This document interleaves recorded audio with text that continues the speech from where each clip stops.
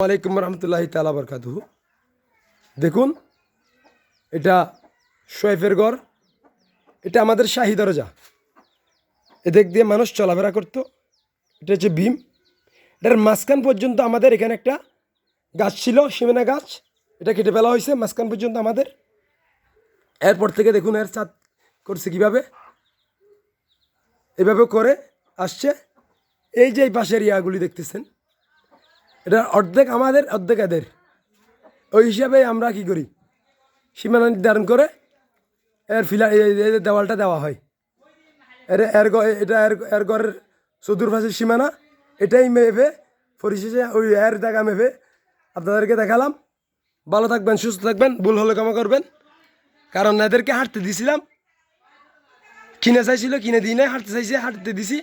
এখন জায়গা দাবি করতেছে এদের। কারণ আমরা তখন জায়গা ভাগ করি, এটা আমরা আমাদের ভাগে পড়ে, তখন সেই প্রতিবাদ করেননি, তো এইসব উপস্থিত ছিল। কিন্তু যখন কবরস্থানে জায়গা ভাগ করতে যাই, তখন বলে যে জায়গা মাফা যাবে না, মাফি নেই। তো ভালো থাকবেন, সুস্থ থাকবেন, ভুল হলে ক্ষমা করবেন। আসসালামু আলাইকুম রহমতুল্লাহি তাআলা বারাকাতুহু।